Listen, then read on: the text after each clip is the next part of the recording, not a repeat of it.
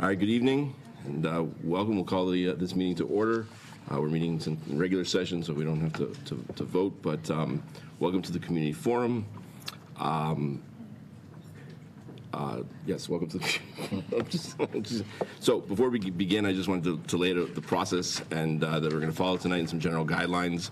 I've randomly sorted through questions that were pre-submitted to me, and we'll call on people by name in that order. For those of you who submitted multiple questions, we'll kind of do multiple rounds, so just kind of one question at first, with the opportunity for a follow-up to that question if it seems like that's something that might be useful.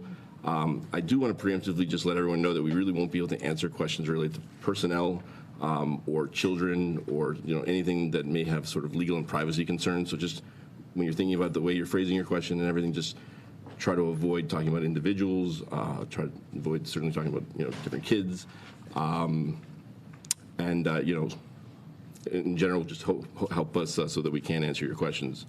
If I feel like your question does get towards that area, I may just ask you to rephrase. Finally, I understand that there is a lot of concern and passion about some of the topics that we're going to be discussing tonight. I think it's incredible how many people are here. We've got a lot of people on Zoom. I'm sure there are more watching on HCAT at home. That said, I would just ask that as part of the school committee's continuing effort to lower the overall temperature, that we keep our comments and questions as respectful as possible. The purpose of this forum is to help the community better understand what is happening in the schools and to ensure that we are moving forward as a district together. Everyone in this room is here tonight because of, for really one reason, because of the children. And we just want to keep that in mind and continue to remember that as we go through tonight. So with that, let's get to the questions. One technical point. When you are up at the microphone, please try to speak into both microphones because they both have uses for some reason. So.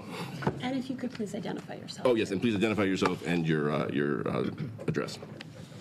So with that, the first question is Ann King. Is she here tonight? Okay, Ann is not here, so I'll ask her question for her since she didn't ask me not to. She is curious what the school committee and administration's feelings are around the educator evaluation system and how much of the system impacts educators on being renewed, changing of plans, etc. Sure. I would say since I started here during COVID, we really kind of tried to be very low-key with EdEval. And we are trying to get back to normal with how we've used it in the past, but it truly is just one tool that we use to provide feedback to staff and also to promote educator growth.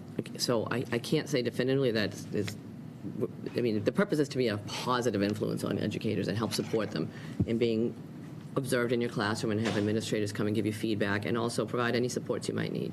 So I don't see it as it's not like people are going into classes looking to non-renew people using that tool, but it is a tool to help aid educator growth. Thank you. Our next question will come from Mr. Snyder.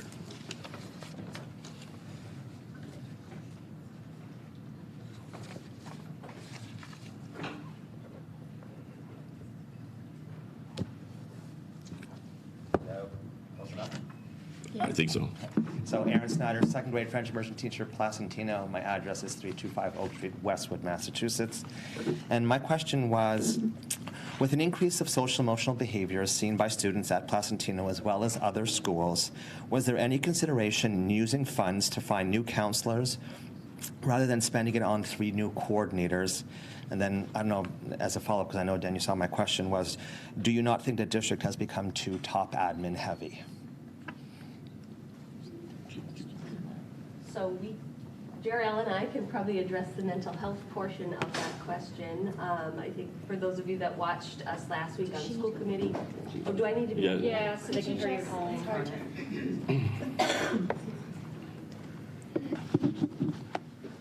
Jess Beatty, Director of Student Services, for those of you that don't know me. So as Jerry-Ell and I talked about last week, there definitely is an increase in social emotional challenging behavior, which we do recognize and we see not just at Placentino, Aaron, as you suggested, but across the district, just something that kids are struggling with. And what we talked a lot about was not necessarily increasing staff in these areas, but really working on building the foundation of structure first, collecting data and seeing where we need to add to that. We did just recently add an extra school psychologist, so now we are equipped with a full-time school psychologist in each building, which has been huge. And what we are doing with that position is also looking to see where they can be utilized more in working directly with students as opposed to just working on testing, which is a huge need right now. I talked about that last week so far as our IEP numbers going up and that need for testing. But we are working really heavily with our 4 school psychologists on what that can look like rolling out in the future, and whether that is more or less them working directly with students or directly with staff on how to intervene and strategize with students struggling. I don't know if you want to add more to that, but. You did a great job. Jerry Vernay, Director of SEL and Equity. I guess the only thing I'd add to the systems building piece is that when we're talking about social emotional needs of our students, it's not just at the highest levels, it's across the board, how do we help our kids, right? To say that part of it is also developing systems for how do we identify who needs what? How do we identify what are the lagging skills? How do we identify what are the right supports in a timely manner? So part of building a system, and that's also what we talked about last week, is building a system across the board. One for all students, identifying how do we target students when they need supports, and then for some of our students who need the most level of intervention, what does that look like just as well, right? So there's not just one answer to this.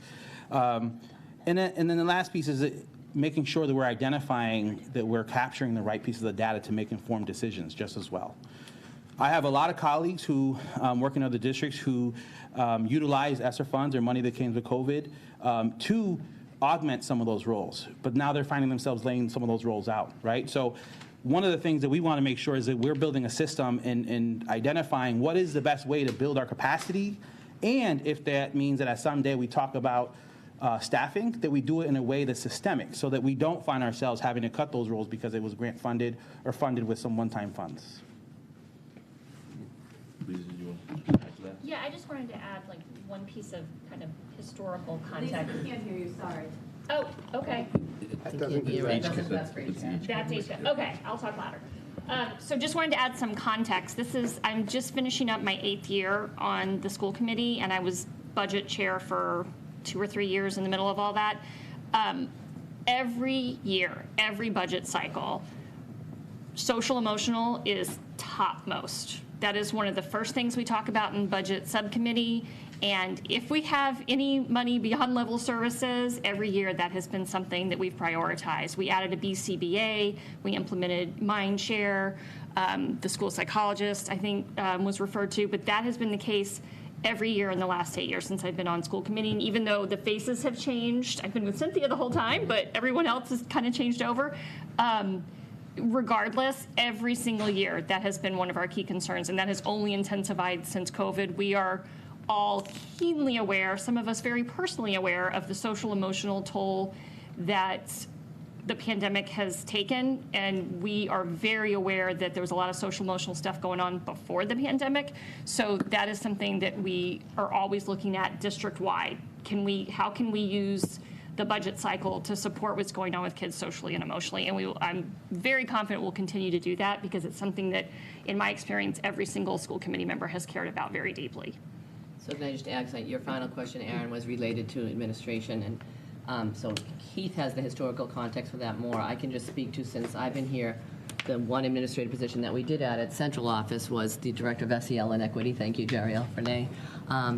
And that was because we really were seeing the uptick in the mental health and wellness, especially during COVID, and trying to find a way to support staff with the tiered system of supports, tier 1, 2, and 3.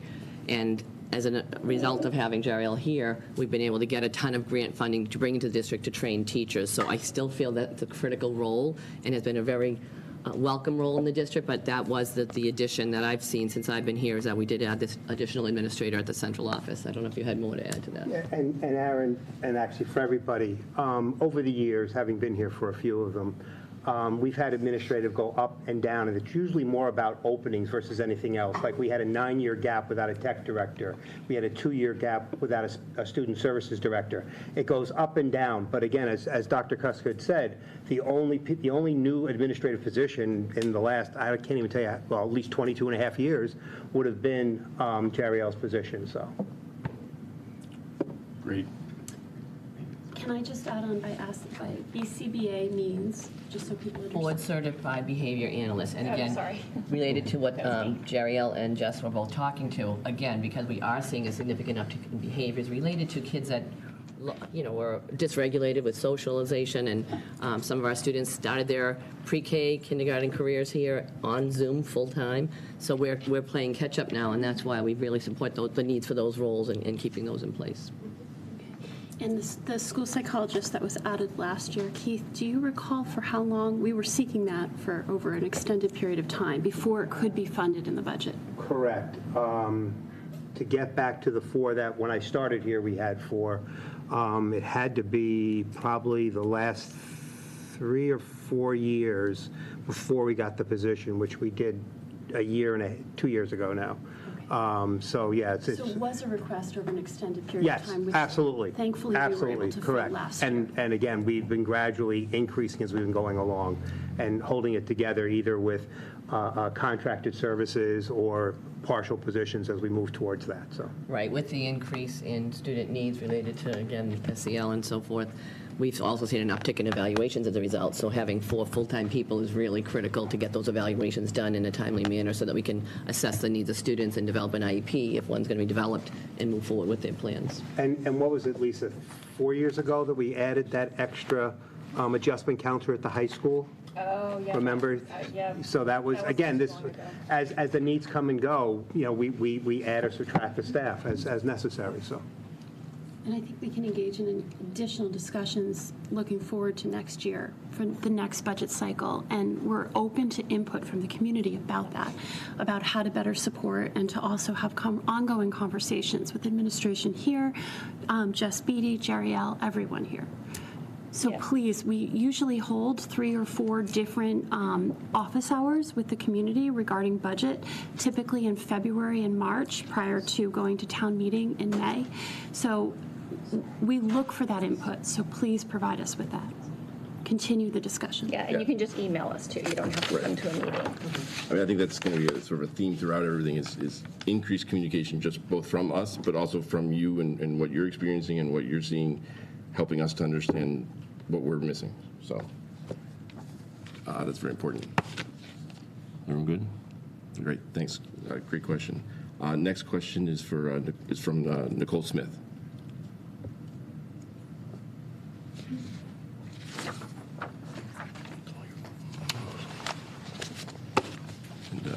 Nicole Smith, 176 Hollis Street. So, Dan, your opening comments changed my question slightly, so bear with me. Okay. Better or worse? Just different. Neither. The question that came up first, and I think a lot of some of the other questions that I suspect are going to be discussed are normal things that I think typically are asked, like the social, emotional, and it seems to me that those will go through the process and will come out with questions on the other side. But the discord between the superintendent and the teachers' union, and I'm specifically saying union because that doesn't represent all teachers, is a critical issue from my perspective. And so does the school board agree that that's the number one thing to be resolved? And will the school board be negotiating with the union to resolve it? And Dan, the reason I said that changed my question was when you opened, you said lowering the temperature. That's helpful for getting information, but it doesn't actually tell me what's the plan and what you're going to do. So if I can. Thank you. Yeah. And I think probably you're going to get multiple answers here. But I think, in fairness. Can you speak up? Absolutely. Thank you so much. Sorry. The school committee, I whether it's the number one issue, it's a critical issue. There's a number of issues here that are of high concern to us. But in terms of what we're doing, there is a 4-point plan. We did immediately reach out to the union to ask for additional information, right? And so we're still within that process, and absolutely we're involved in this. Do you want to talk more about the 4-point plan? Right. So, I mean, so the 4-point plan obviously is the community forums tonight, trying to get out more information, sort of get misinformation out of the conversation. Then, as well as we've hired a coach for Dr. Kuska. Though I should clarify, this is a very normal thing, coaching in especially in education. A lot of very senior superintendents who have, an enormous amount of experience still have coaches. It's just a great way of sort of checking in, making sure, you're seeing everything, things that maybe in your blind spots. The other thing is, we have reached out again to the HFT with an offer for mediation. I can say that, I'm very grateful to Jamie Gattone. They've agreed to at least meet with our recommended mediator to see if it seems like a fit or that we can get something to that it will work for them. So obviously, we don't have an agreement now, but we're sort of moving in the right direction. And then the fourth point was just sort of that FAQ that we put out to hopefully just have some information out there ready for anyone to sort of look at and read and follow up with us if you need to. So that's the 4-point plan. And then, so look, the relationship between the school committee, the administration, the HFT, all the staff is obviously very, very important, and I think that is something that is absolutely critical. It's necessary to have all these good relationships, so again, we can get back to what we're all trying to do, which is trying to educate the kids. And so whether it's the number one or if it's just sort of part, to me, it's kind of a circle. There's no real number one. There's just a lot of big issues that we're trying to tackle, and so that is obviously one really critical part of it. Did that answer your question? There's no new information there. That was already published, so. Right, but I think that those are all important pieces that we have to see play out. So one of them is community forum. We're here tonight. If you want to ask a follow-up question, please do. But we have mediation is critical. I mean, if we can't. And that is new information. I mean, I think the fact that we're communicating and working with the HFT to try to move forward, and that they are an open partner with us, I think is incredibly good news and new information. So How will we get status other than Facebook? Please, something other than Facebook. That's a very fair question. I think the answer to that would be, we do provide a newsletter, and I think, if everyone's in agreement, I think we should be able to provide an update by our next meeting, at the latest, our next meeting in August. Yeah, I think we should aim to probably do some kind of update in about a month, if we can. we'll discuss it. We'll provide some sort of updates, but I don't. If people are expecting sort of monthly or sort of quarterly sort of updates on how the coaching is going, or how exactly how the mediation is going, or how like that's going to be hopefully what's going to happen is we're going to start to see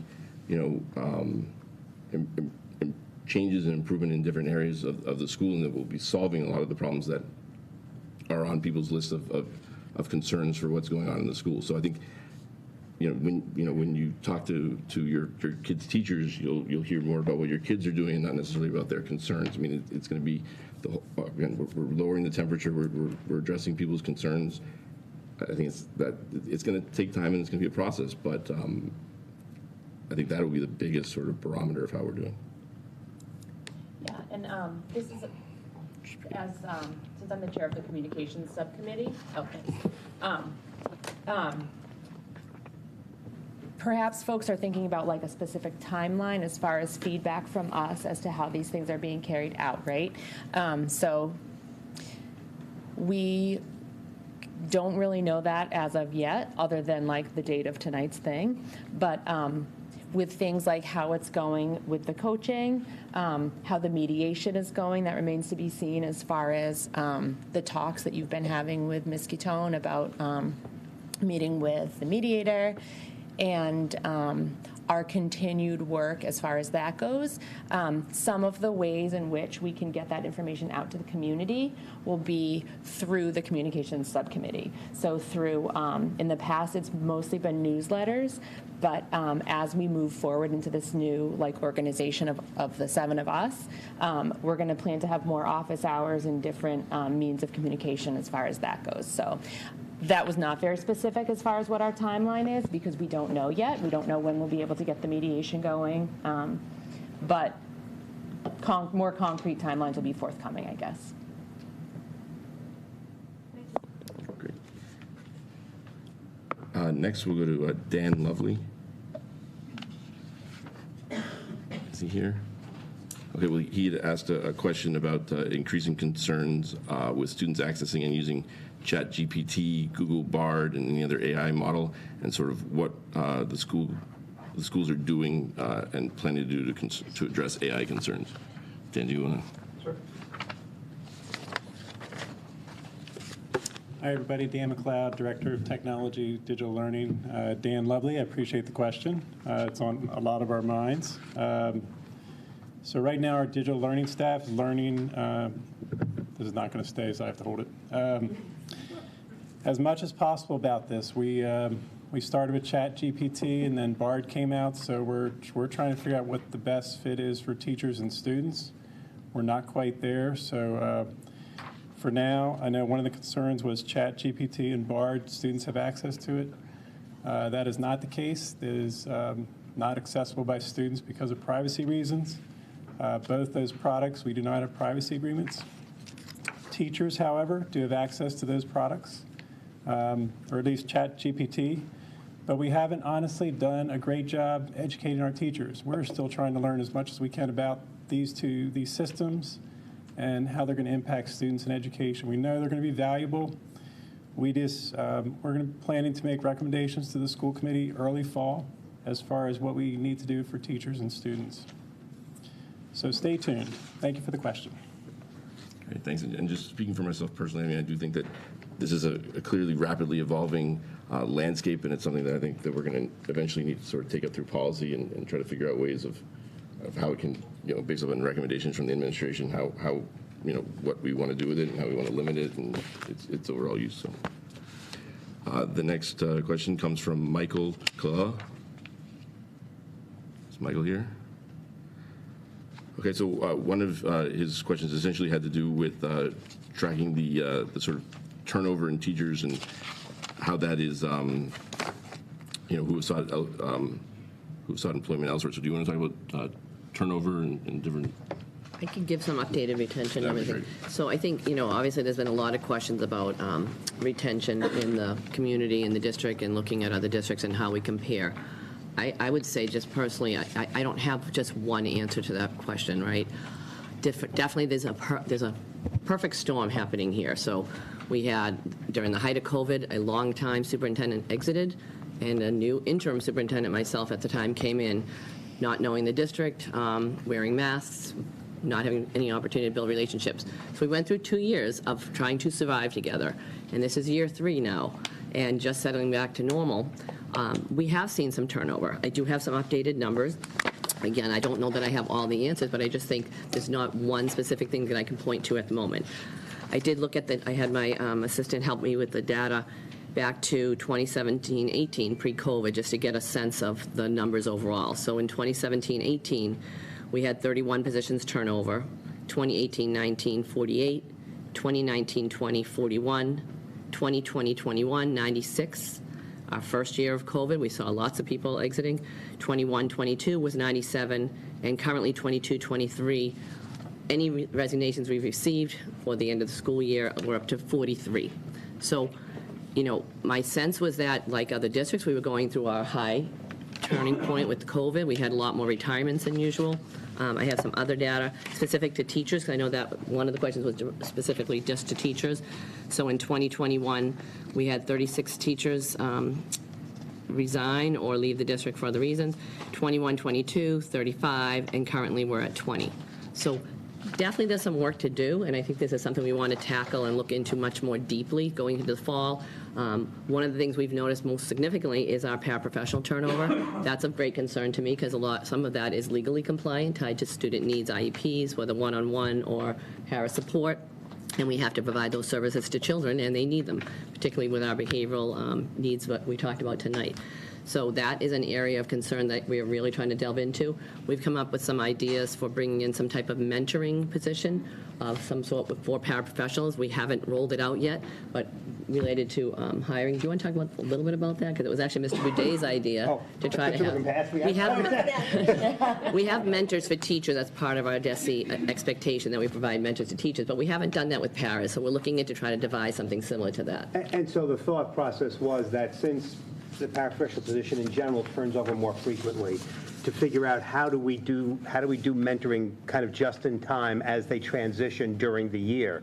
And so what we had talked about, or what I thought about, is if we created basically kind of mentor coaches, leaders, building by building. So each building would get one. We'd pay a stipend for that service that would be provided. So it would be a member of the paraprofessional unit who would be experienced in these areas that could help somebody transition. Everything from this is how you fill out the form when you need to take a sick day to, because again, these people don't come in at the beginning of the year when we do most of our normal training. And so, with the turnover rates being as high as they are in the paraprofessionals, they've always been that way. But I've obviously heightened during this period. We figured this is a need that we have, so we're going to work with our paraprofessionals unit to come up with kind of a plan on how to address this, so that we can kind of have regular meetings between this para mentor and the new paraprofessionals, and hopefully that'll help assimilate the new paras into life in Holliston, and hopefully we'll have a little more success at maintaining them. So we're hopeful in that way. It's something we're going to try. So. And I would say, mediation is something we've talked about for many months now. I had hoped to try to mediate with HFT leadership as well months back when I mentioned it to school committee. I do think that if we can improve the relationships overall, that's going to help us move this work and help improve the culture. Todd Neslony came and spoke to us at the beginning of the year, and one of the things he said is, culture and climate is built from within. I mean, we all have a response. This is something we have to do together. This is not something that I can do alone. I need the help of the community. I need the help of my teams. I need the help of the teachers. But I always say we're in this together. We were the village for our students during COVID, and I need your support and I need the teachers' support. So I think this is not a problem that I can solve. I think it's a problem that we can solve together. Okay, great. So. Moving on, Stephanie Monty.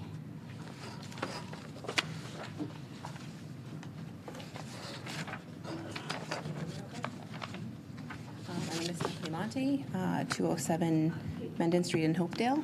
Sorry, can you speak up a lot more? I will do my best. My question's regarding dual enrollment. I'm just here trying to kind of advocate for my son. I feel like we've gotten different information from the guidance counselor between last year to this year. And I don't understand why it's so difficult. He already did it last year. So can you just kind of give me more information about that?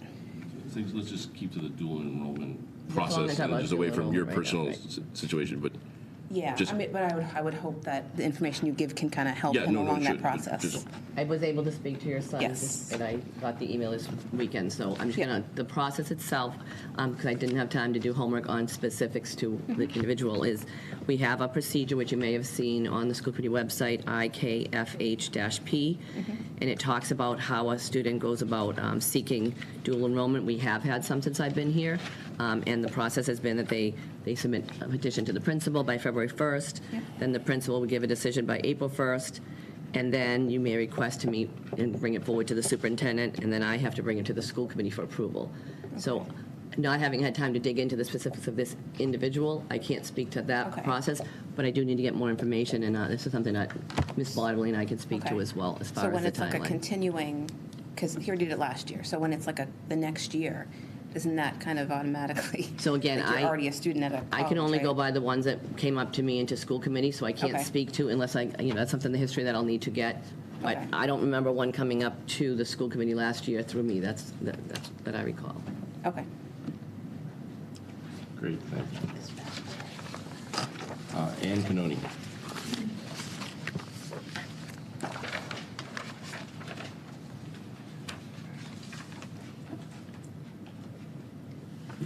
Good evening. Can you hear me? You got to speak into The big one? Okay, there we go. Okay.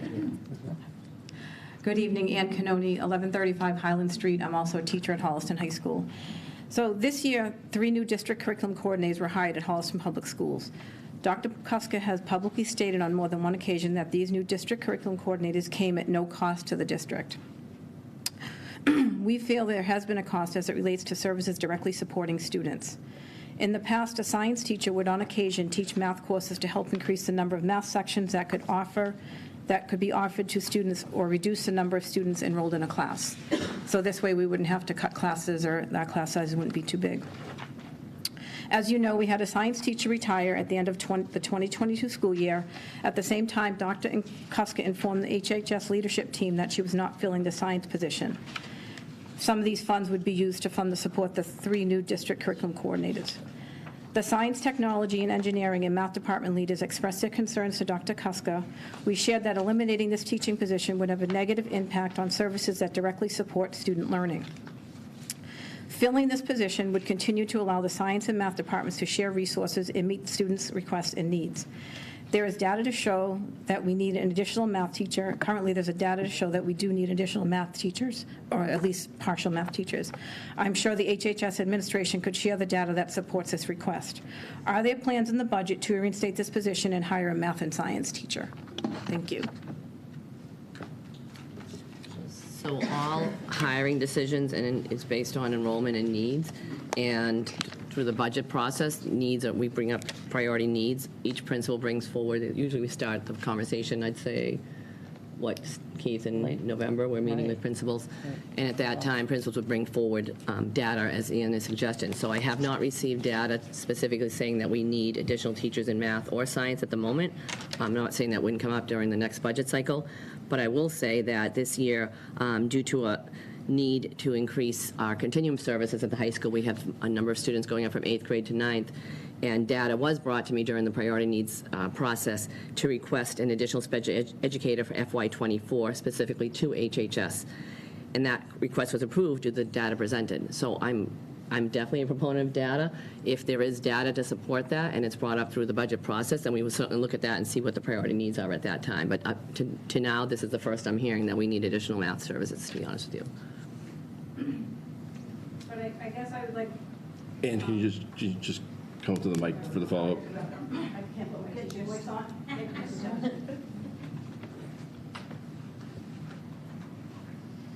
I guess I'm concerned with why that science teacher was eliminated when we talked about the fact that we share that person.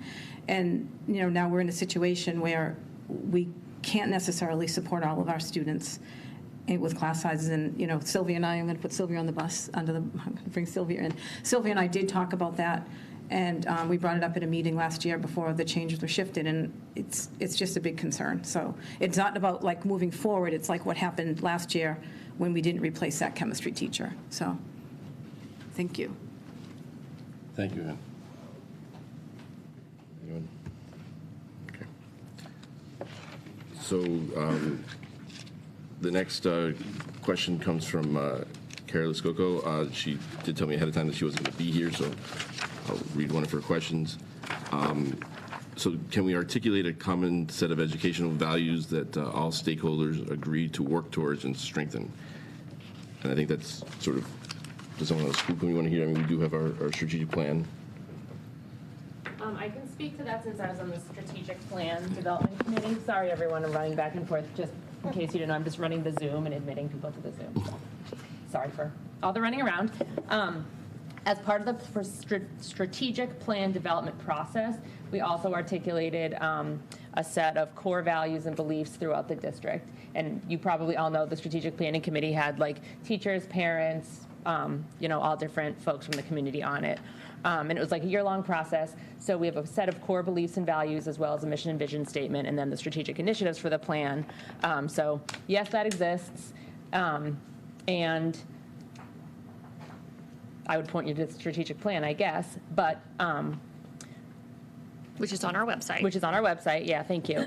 But that being said, that document isn't necessarily, doesn't represent like, you know, the period at the end of the sentence of like, that's how we're fixing the school. We already came up with it on a committee. So as far as, for me personally, like part of being on this community, as on the school committee, as well as with the teachers, with the parents, with the administrators, is constantly rethinking and reevaluating, are we reaching these goals and these values that we developed? Are they the appropriate goals of the moment? And how do they relate to currently what's going on right now? So yes, those exist, and they're a living, breathing thing that we're thinking about a lot. And they were informed, the strategic plan was informed not just by this committee of people, but there were a lot of surveys. Many of you probably filled that out. I think we had something like 1,100 responses. 11 something. Over 1,100, yeah. Yeah, so it was a broad effort that took place over many, many months to get feedback from the community so that we could come up with that vision, that plan together. It wasn't ever meant to be something that, you know, we imposed. It was definitely a very collaborative process. Great. Thank you, Carrie. Moving on to Savannah Littman.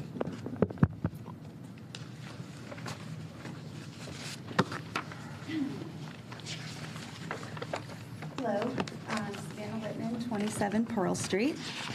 I have 2 children at Placentino, and this winter I had the opportunity to work in the lunchroom because, as we all know, there is a staff shortage and a desperate need for support staff. During my time in the lunchroom, I observed some behavior and patterns that pose a serious safety issue. Mainly, there is not enough supervision for the amount of children that eat lunch at once. I have come up with solutions or ideas that might help this problem and submitted them to both Dr. Kuska and Dr. Slaney. And I basically got the response that it's not an issue. And I have to say that as a parent of 2 kids and as an employee of working in the lunchroom, it was an issue for me as a parent as well as an employee. It was very difficult to supervise, clean the tables, and push the trash barrels around with not a lot of adults in there to watch the kids. It was just too much. I know that it was also a concern for other teachers and paraprofessionals because I spoke to them while I was in the cafeteria. However, they all asked me, please don't mention my name when you write an email. That concerns me, but my main question is, how is the lunchroom going to change next year so that there can be consistent supervision in the lunchroom and so that I as a parent can feel safe that my kids are not going to choke and no one's going to notice?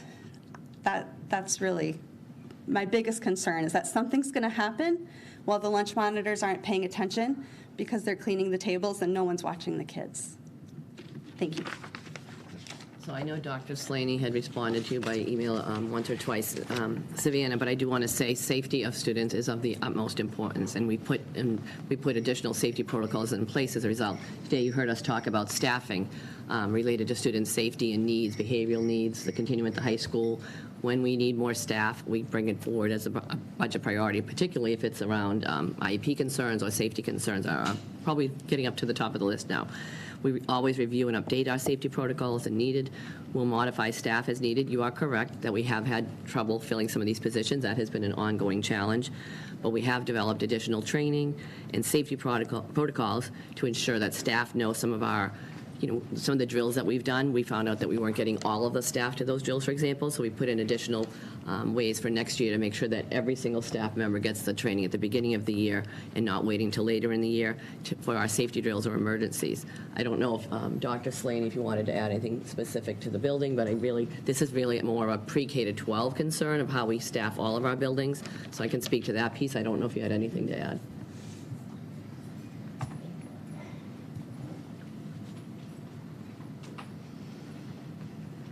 So we had spoken, I can't find you, a few times, and I think that we always reflect on what we're doing well and what we need to do differently. So we started staggering some of our paraprofessional schedules. We have added cleaning staff in there that helps. Also, one of our counselors is now going in on a daily basis, as well as rotating through for administration. So you were heard, and I do believe our cafeteria is safe. And next year, we're actually looking at, with Mr. Keim, using the entire cafeteria, so there's not that wall, and we can spread kids out a little bit more so that kids aren't really table to table on top of each other. There might be some more space that we can spread them out, so there can be more circulation of adults and more visible lines for kids. Thank you. Quick follow-up. Just as an employee, Yep. I was not trained. Just come on over to the mic, sorry. Just, so people at home can hear you. Speaking as an employee right now, and I'm glad this has changed, but I was not given any training as to what to do in the lunchroom as a lunch monitor. I had to ask questions about how to contact anybody just in case there was an emergency, or what to do in case there was an emergency. So I actually implemented and posted numbers on the phone myself. And I'm happy to hear that things are changing. But I do have to say that I did not witness a consistent model in the lunchroom, and that's what concerns me. I think I'll just add, Savannah, I think after you sent some emails my way, I actually went over and went to, if you recall, Dr. Slaney, I spent a number of lunches with you in the cafeteria to try to assess this, and I wasn't seeing some of the things that you are saying at the time. That doesn't mean that it wasn't a concern on other days when staffing has been an issue. So Dr. Slaney has done quite a bit to try to address these issues, and we will continue to improve in this area. Thank you. Thank you. Great, thank you. Joanne O'Connell?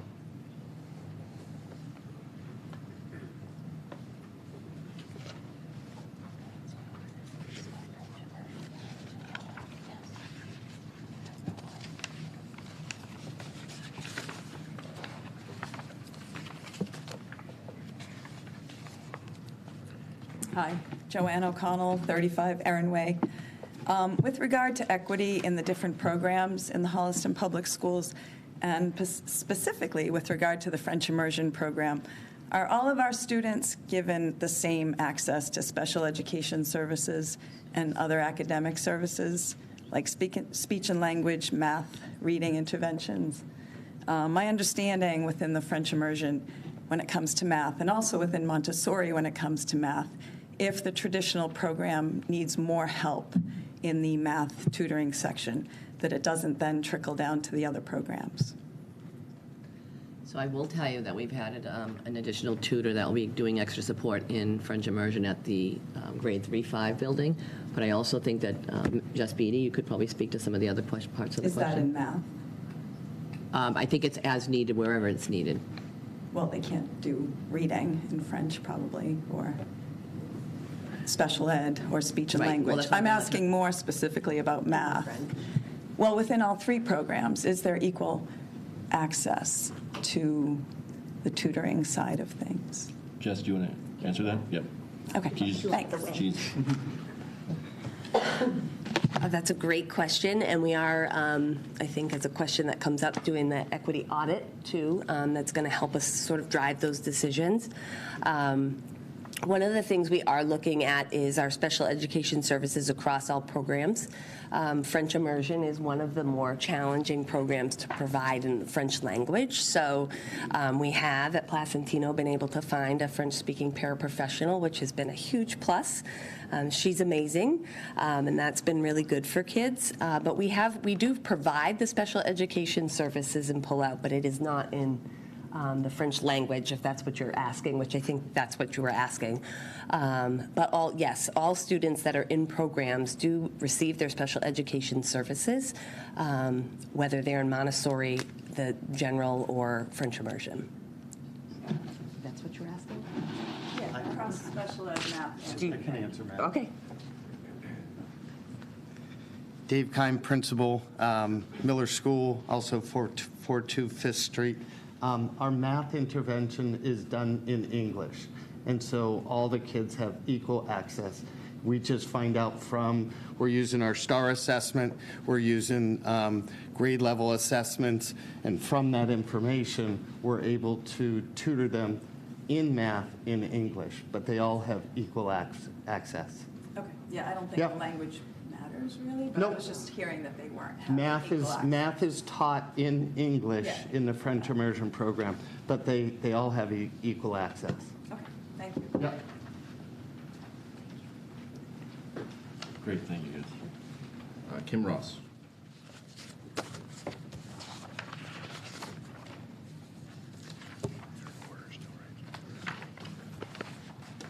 Hi, can you hear me okay? Kim Ross, 27 West Spring Lane. I had a few questions, and many of them have already been asked tonight. And first of all, I want to thank all of you for taking the time to come. It's really greatly appreciated. I wanted to talk about some of the misinformation that's been circulated. In one item that the HFT reported that the administration had wanted to increase the amount of allotted science education, and that non-science teachers would be teaching science in the elementary school. And I'm wondering if administration can give any additional information on that. You're saying that non-science certified, is that the question I was hearing? Yes. So having been an elementary teacher for 10 years myself, I taught science in the classroom. And that is, most districts do teach science within the regular classroom. As elementary teachers, we're not required to have a science certification. That being said, actually, this might be a better response from Keith, it's because the model has changed over the years, and up until through this year, science was taught 50 minutes a week to students through Unified Arts. So because of a need to have an increase in science, we're not getting enough minutes of science in and not being able to cover all the standards. We're actually supposed to be... Standards set by the Massachusetts Department of Education, right. Okay. From an equity standpoint, we're worried about them not getting enough access to the standards. And we also weren't teaching health in grades 3 and 4, only in grades 5. Yep. So that is the reason for the modification. We're shifting health outside of the classroom through Unified Arts, and shifting science, which would be opposite social studies. So it should be a week on of science, and then they switch with the other teacher and a week on of social studies, opposite the same time frame. Does that make sense? It does. So, but these changes are being made to meet the DESI standards, which we were not meeting previously? Is that what I'm hearing? Correct. We weren't covering we weren't able to cover the standards in a 50-minute block and meet the time. We're still probably going to be short on the time, but I do think this gives us a more robust opportunity, particularly with an increase in STEM needs of students, to try to give them more science than less. And also the health standards are very important.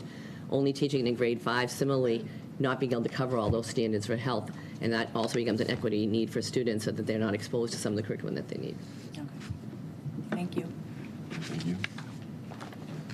So now we'll move to the HPS Raise group.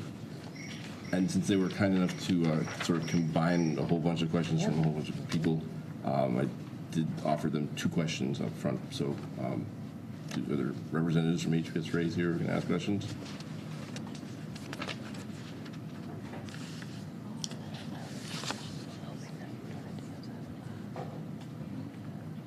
What is the group you're speaking of? HPS Raise. Why don't we let them introduce Yeah. themselves? Okay. Hello. I'm Maggie Miller, 400 Winter Street. And so HPS Raise is, you can find us on Facebook, HPS RAYS. It's a Facebook group. Okay, so. It's a group that we parents together, community members, to help raise. Can you go to the microphone because people at home can't hear you? Sorry. Do you mind, Maggie? Yeah, please. You'll explain it better than I would. Nicole Dickinson, 1102 Highland Street. So a couple of weeks ago, maybe 3 weeks ago now, myself and some other families were getting together, talking about some of the questions we had about the school and how things were progressing or not. And it just kind of occurred to us that we are kind of the missing link. Dr. Kuska, I like how you spoke earlier about us all coming together. And so we said, well, we would have conversations with people, and some people would say, I didn't know about that, and some people did. So we said, what if we put together a group where we can aggregate information as a Facebook group? We're not biased to any particular group or some of the things that go on here. We're a small town, so we do have those small town politics. So we try to say things unbiased and encourage members to be unbiased as well, and really put our teachers, our students, our administrators, and our school committee, bridging all those people together as our foremost goal. So we're taking information and placing it on that Facebook page that sometimes gets buried. Some of us get emails and others don't. So how do you kind of aggregate that? And people put that up there as well. I asked Amanda to send me the information that she spoke about. We'll put that up there as well. So I hope you will join. We have almost 400 members in just like 3 weeks' time, and join in the conversations there. We also hold some regular meetings too, to kind of Zoom meetings to talk through things together. And this was one of the things that we requested of the school committee to put together, was this forum. So that's it. Yeah, take it away. Thank you. Okay, so some of this was talked about, but maybe this is an opportunity to get into a little bit more specifics. So looking at teacher retention data that's publicly available from DESE's dashboard, Holliston ranked third best in retention data in 2018. I think you mentioned some of these numbers, Dr. Kuska, among 14 surrounding towns. When comparing the same data from the same towns from 2023, we ranked 13th. How will you specifically address the crisis that is unique to Holliston and no doubt costs our district and town a lot of money and time in seeking out and hiring new qualified teachers? Thank you. The first thing is that DESE data doesn't aggregate the teachers who leave by any way. So whether they retired, whether they were non-renewed, the data is at best rough, to be fair. And I'm just, again, trying to be fair. With regard to somebody who works with numbers all the time, and I did do a little bit of looking, I just didn't have a lot of time to do it, at the DESE website, and obviously I look at many more districts, over 300, at the numbers. And we have had a decrease in the number of teachers retained. I do wonder, though, again, the reasons behind it, whether it be, through COVID with some turnover, and did we hire teachers that maybe we didn't want to retain, where other districts, held on to them? I don't know this. Again, it offers up questions that we're actually putting together data on. We're doing exit interviews now, which we really haven't done a ton of. We're virtually anybody that leaves, we're saying, would you like to have an exit interview? Because we want the data. We need the information to be able to carry more of this forward, to be able to, again, try to keep our quality staff. And so one of the things we are doing is through that process is to see where we need to make improvements. Some of this can't be helped, and whether it be because they're moving out of state or further away, or in the case of, we've had 2 of our teachers who are teachers in 22 take administrative positions in 23 here. They're part of that reduction or the lower number in retention. Now, that makes it look bad on us from that data perspective, but doesn't it look good on us from the standpoint that we were able to, promote 2 of our own, HFT members to administrative positions. So, it's not as black and white as that data is presenting. And I just, so our plans are to continue to do these exit interviews to find out, is there a common thread? Is there something we can work with? And as Dr. Kuska talked earlier about the perfect storm of events here in Holliston, which Dr. Jordan actually brought up. What was it called, David? Something. Oh, was that official enough? The technical term. The technical term. Something. Dissatisfaction theory? The who? What? I'm sorry. Dissatisfaction theory. And it's something that Dr. Jordan, as part of some research he was doing, picked this up. And Dave, can you just do the 30-second version of it?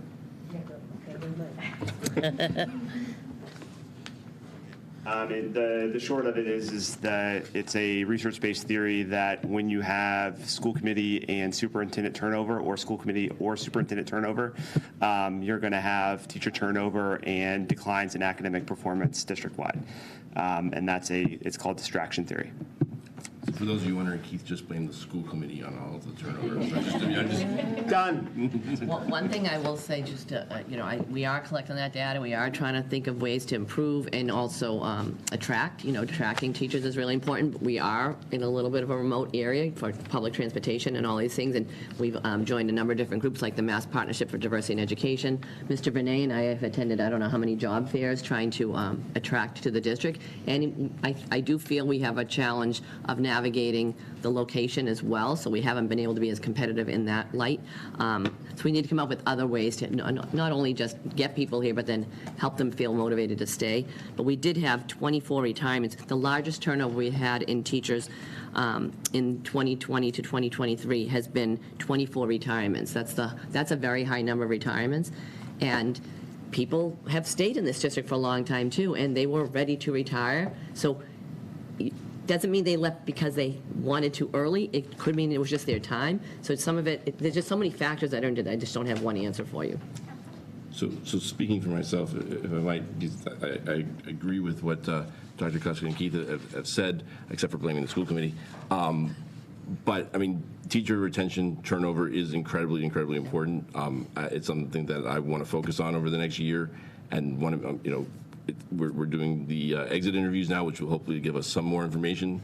You've seen the numbers in Holliston decline, but obviously when you look relatively, and if you're looking across a data set with imperfections everywhere, you're still sort of relatively looking at, in my mind anyway, numbers that at least can give you a sort of a directional implication of what things are. So when I saw the numbers that you guys provided, it was definitely a little bit startling. And so I think that's something we want to pay close attention to and ask questions and do more digging and to find out answers, because it is definitely important. Can I also just say that prior to 2020, we didn't even have an HR department.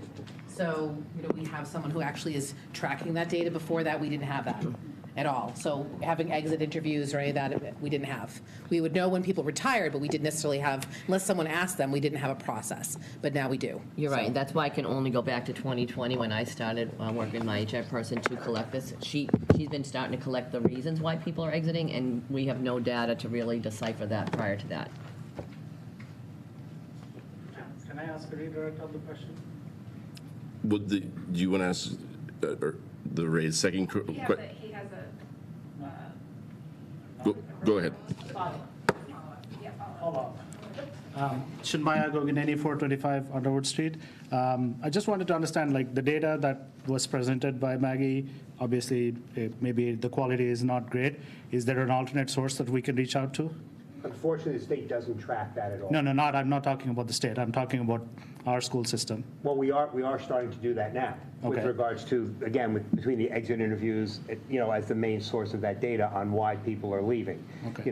Before, I don't say we didn't care, but, again, it would be anecdotal, not truly tracking it. I'm not talking about the reason for their leaving. I'm just curious, how is the loss reflected? Is it 50%? Is it 100%, 90%, 10%? There has to be a trend, right? That should be something we can do on a yearly basis. So Susan, Dr. Kuska gave us the numbers of sort of leading the inverse, obviously, of retention, right? But I think that there's a trend, and obviously it's declining because, coming out of COVID when there was significantly increased turnover. But I think that those numbers in a vacuum don't tell you the full story, because everyone was sort of experiencing a lot of the same things. So in some ways you want to look at it, how are we doing internally, but then you also want to try to see how other people are doing. And for that, the imperfect data is the only data that really is available.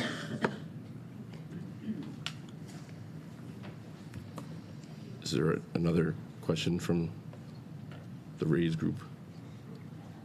Okay. Hi, I'm Todd Atkins, 663 Highland Street. So I guess two things. One, first, just sort of follow up. I appreciate digging into those numbers in terms of measuring the performance of the district. That seems like a very powerful thing. And as you indicated, there are challenges to that information because retirements, leave for other reasons. So it'd be great to see that. It would also be great to see that in the context of other districts to the extent that we can get that comparison, because in isolation, the number means nothing.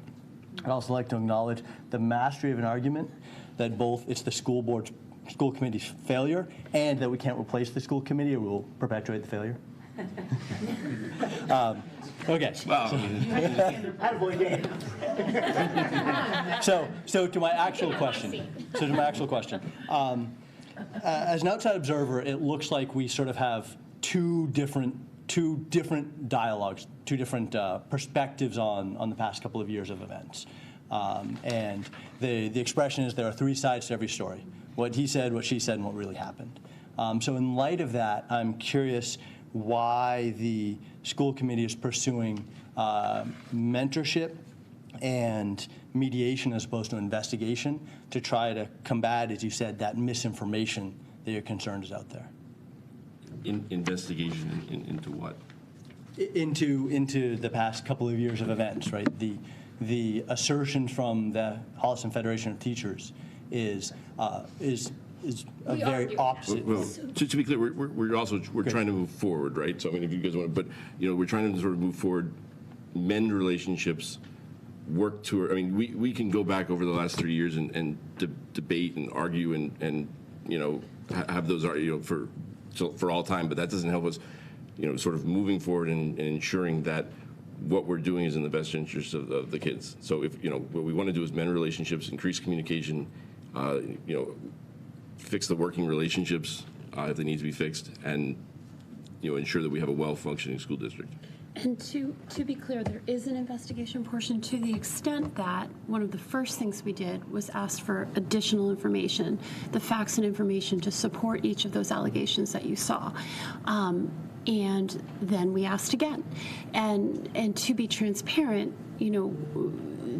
I believe that we will receive additional information, but it's a process. It doesn't happen quickly. So that is certainly part of that. In terms of mediation, I think that touches on that as well. What didn't work in the past? Here's examples of things where it went wrong. What could we do better? How can we better hear each other and work towards common objectives and goals? So I do think it's part of it. Yep. And then my last question on that front, thank you, is are there specific target objectives for these ongoing initiatives? Right, there are a series of initiatives, but what is the goal that we're striving towards? Talking to the school committee plan or the strategic plan initiatives? I just want to make sure. No, in terms of the 4-point plan. Yeah. So I mean, and I understand that there are whole swaths of that you can't answer right here, certainly both on this timeline and in this forum. But to the extent there's visibility into what's the end state that we're shooting for, I think that would be very helpful. I think in terms of mentorship and coaching, there's various check-ins. Do you want to? Yeah, I mean, there are going to be check-ins. They're not going to be made public necessarily, but again, because the relationship between a coach and Dr. Kazi is confidential. In fact, there's stuff that they'll be talking about that we won't be sort of privy to, just to build that trust. But I think that, I think as we go forward, the benchmarks are going to be or do we see relationships improving? Are we able to better communicate with one another? Are we better able to reach agreement sooner? Are we not having to hold a community forum like this to address so many concerns? I mean, I think it's going to be tangible, intangible things that we see hopefully over the next year that are improving. And as part of the committee, we have a subcommittee that evaluates the superintendent every year, and she identifies goals. We talk to her about what those goals are. She does check-ins throughout the year regarding those goals. And all of this is her communication with the community, with staff, her ability to reach the goals that are laid out and agreed upon is part of that evaluation process. Thank you. Can I just respond about coaching in general? I had a coach last year through the NISIP program, a new superintendent induction program through Mass Superintendents Association. It was fine, but it wasn't really meeting my needs. I'm welcoming a new coach and one that the school committee has chosen. I'm very excited to meet. I've already met with him, and I'm very excited about it. But as I think Dan had said, some of my colleagues are multi-year veteran superintendents and are still having a coach. Jim Marini likes to call it thought partners. These jobs are very isolating. It's lonely at the top, as my husband will say, heavy the head that wears the crown, right? But it is. These are isolating jobs. And now add that I walked in during a pandemic, not knowing staffing. I mean, there's all these other conditions, like the perfect storm that I described. So to me, this is a positive that I'm not looking at this as something being done. I'm welcoming, embracing, and hoping that this coach can give me some feedback on how I can even continue to grow as a leader. Thank you. Okay, thank you. Allison Lima.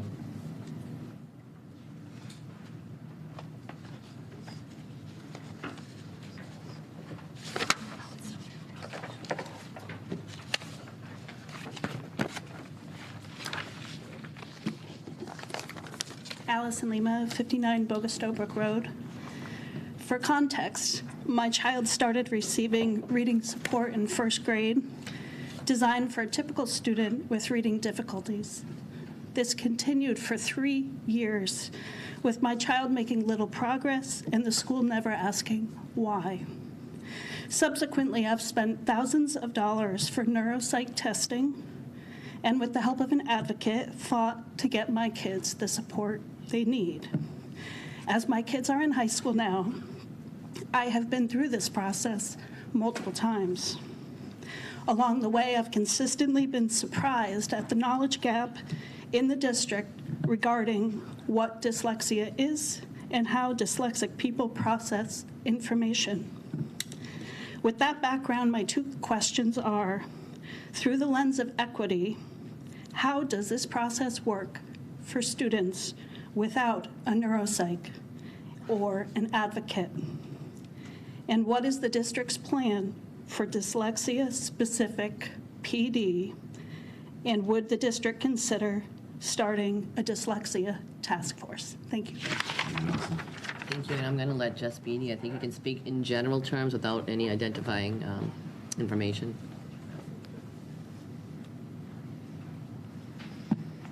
Thank you, Ally, for that question. And actually, this question's come up quite a bit this year. As many of you know, I'm new stepping into this role, but my predecessor, Kelly Camp, was working to push, the new, or not so new anymore, the dyslexia guidelines of Massachusetts. Just this past summer in July, we did send a team when I started to the Dyslexia Institute through DESE, so we are training our staff, but I would agree with you that I think it's a diagnosis we need to learn a lot about, right, and really educate ourselves, and so there is no denying that. I would say that our staff is doing considerably well with it. I know Dr. Slaney and I talk a lot about literacy at the younger levels. We are using the DIBELS as a screening tool starting in kindergarten, and we use that through middle school. That is approved by DESE through those guidelines. Those guidelines are on our webpage, but also on the DESE webpage for anybody that wants to familiarize. It's pretty long, but really interesting work. The tool is given to our younger kids in Placentino at least 3 times a year. So in answer to the question of how do we go about capturing this without a neuropsych, that is our means and the means of many districts across the state. We're aligned with what they're doing. And Dr. Slaney, feel free to jump in. Those students that fall below the threshold in the DIBELS, we do provide reading intervention, and depending upon, I don't want to get too deep into child-specific, but that intervention is 3 to 5 days a week, 30 minutes at least, and then we complete benchmarking with those particular groups of kids on a regular basis to determine or the efficacy of that intervention. Last week, you may have heard me talk a lot about Orton-Gillingham, which we are becoming extremely invested in as our literacy approach across the district. I'm really proud of our staff. We, by the end of this coming school year, would have trained 27 staff in Orton-Gillingham, with 7 of those 27 earning a practicum. Currently, we have 19 fully trained, and this upcoming year, we're training 8 more. 4 of which, 5 of which are going to be at the middle school. 1 will be a newly on-board hire at Placentino, and the other 2 will be 2 high school teachers. So we're really trying to bridge that gap so students who continue to need reading support across the district are getting that from Placentino all the way through the high school. We do have more of a tiered literacy approach, which lots of community members are coming and talking to me about, which includes multiple resources like Fontes and Pinnell, Hegarty, and OG. Our main focus, though, is OG. And I think that covers I hope that covers your question. I don't know if there's anything I missed that you want to add to that, Dr. Slaney. One follow-up. Are we in compliance with the testing? Like, is it district? Yes, we are. Yeah, so the new law actually goes in place July 1st, but we started working on this a while ago, so we're actually already in compliance with it. Yep. And we've really worked hard to shift our practices over the past 2 years. So Haggerty is a phonemic awareness program where every child is getting that, being able to manipulate sounds, that piece that's a hallmark, a red flag for dyslexia. In addition, we have a greater focus on phonics and in decodable readers. And OG, just so for people to know, that is one of the recognized approaches from the Dyslexia Association. And we're really proud of the multisensory explicit instruction that our students are getting. Can I just, OG is Orton Gilling. Orton Gilling, sorry, yes, sorry. And then, Lisa, did you want to talk a little bit about CPAC, which is something that the school works with? I also want to put a shout out to groups like Federation for Children with Special Needs, which is like a public policy nonprofit advocacy group that allows people to match up with educational advocates or other organizations that can help them with needs like this. So Federation for Children with Special Needs and our own within Holliston CPAC, if you can talk more about that. Yeah, so CPAC stands for Special Education Parent Advisory Council, and every district is supposed to have one. We are really lucky in Holliston to have a really strong, great group of parent volunteers who organize our CPAC and meet regularly and meet with Ms. Beatty regularly and advocate for our kids. But I just wanted to kind of put it out there. I want to put in a plug for them that, the school is an amazing resource, and I have, a child with special needs, and parenting is hard. Parenting a child with special needs is a whole other ballgame. So I've been where you've been, and I feel like the schools have become so much stronger in the last 8 years in terms of addressing special needs. I feel like we are constantly growing as a school district. But it's really important to also be aware of all the other resources out there. And in Holliston, CPAC is a great one. They have a Facebook page, and they are really helpful in terms of specific questions like that. If you have a child with dyslexia, or if you have a child with emotional issues, if you have a child with autism, they are really good at helping parents understand more broadly what the resources are. So I just want to put in a plug for them because we're lucky in Holliston to have such a strong group. Is that good? Great, thank you. Our next up is Catherine Buckley.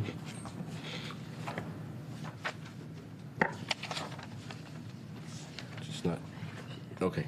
She's not here, and her question had a bit of sort of some personal information and stuff. So, Catherine, if you're watching, let's take that offline. You can reach out to me, and we can see if we can get you some answers to it. Is Jess Brainerd here? Okay, and her question had to do with some of the mental health load that I think we. Oh, I'm sorry, I didn't see you over there. Go ahead. I came in late, so I didn't want to interrupt. Go ahead. I'm Jess Brainerd, 740 Central Street. I think I heard that my question may have already been partially addressed because I came in late. It was around support for further mental health care workers in the building. So I heard that we were getting more school psychologists. Is that correct? So what we said is that this year, in this year's budget, we hired a fourth school psychologist to help us with the evaluation process so we could kind of keep in compliance and make sure the kids got the right services through their IEP. So that was this past year. Okay, so that's more around testing, right? The testing so that they get testing. right. Okay. Because we're also trying to make the process more efficient so that we're not taking time away from some of the counselors. We're trying to streamline the work they're doing. A lot of the work that Jariel Vernay is doing is to help our adjustment counselors and school counselors work on the tiered system of supports so that they can do more small group. Some of it is one-to-one needs, but some of it's more small groups, so developing those supports that way. I don't know if that's really answering your question. Great, but, no, that's okay. definitely helpful. My question, I guess, would be, since I've heard now that the process for identifying need happens in November, so maybe thinking ahead to next year, I just wanted to know if the district would consider increasing our number of counselors. Post-COVID, This is anecdotal data mostly, but I've heard that teachers and students don't necessarily have all of the support they need. So I just wanted to put it out there that, they have large caseloads, meeting both needs of students on IEPs and then all the unidentified flying objects, as I like to call them, my own kiddos,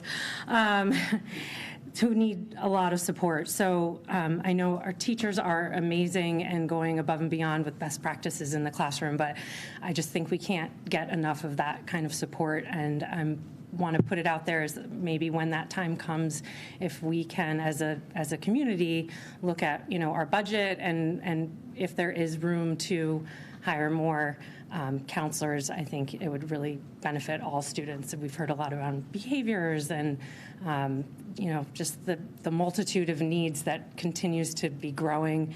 I just ask that that's something that gets considered when the time comes. Sure. I think mental health support is definitely high on my list of things to consider. I mean, obviously there are budget constraints, but that is, as we talked about earlier, I think before you walked in, those are always on the list of things that we're looking at and trying to fit in. So I think we need to continue looking at it and look for maybe other unique ways that we can provide those services as well.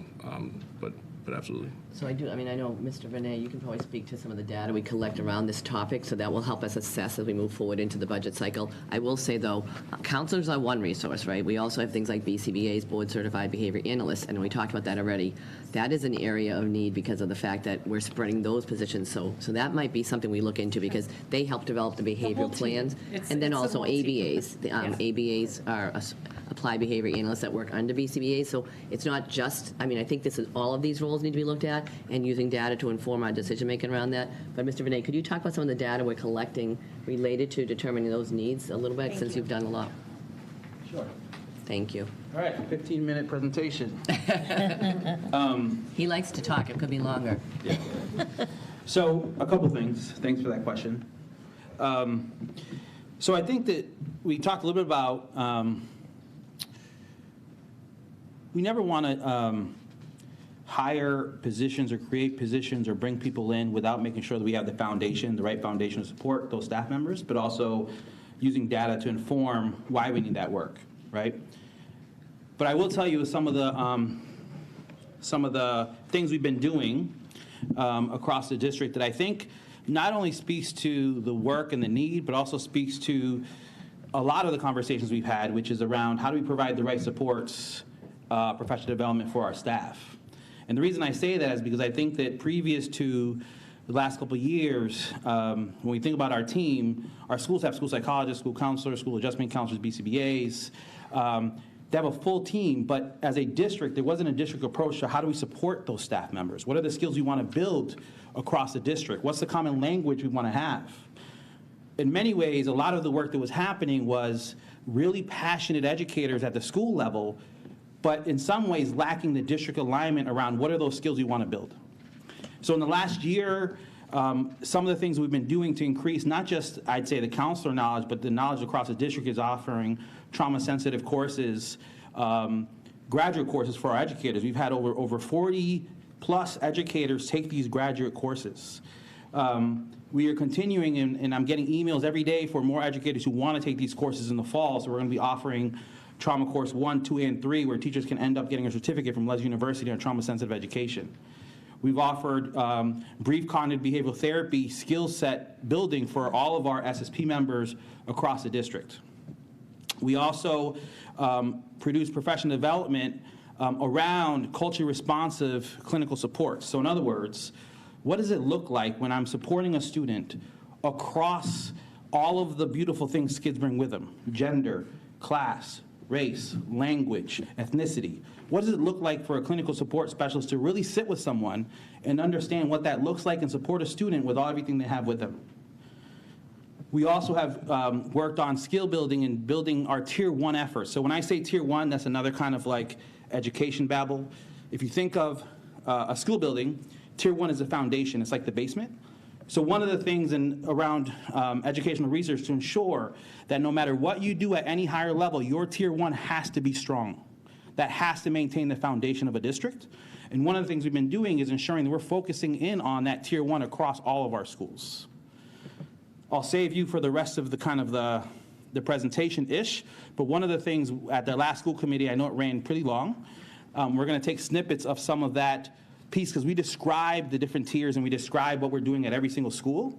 And we're going to make that available online so that all of our community can kind of go in and say, I'm wondering what we mean by that, or I wonder what we mean by this.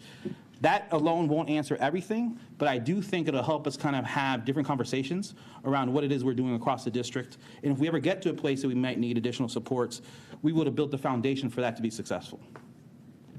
I do think that that the full presentation, I believe, is on the school committee website right now.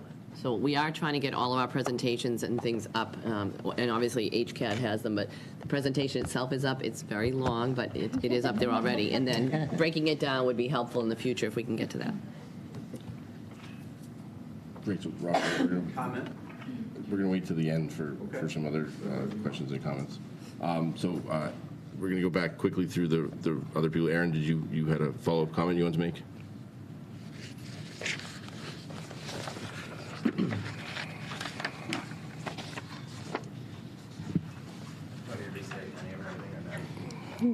So I wanted to clarify, so when I asked my question about the top-heavy admin, I wasn't referring to Jariel's position whatsoever. I said, I think he and I have a great relationship. My question was, again, we always say hindsight is 20/20.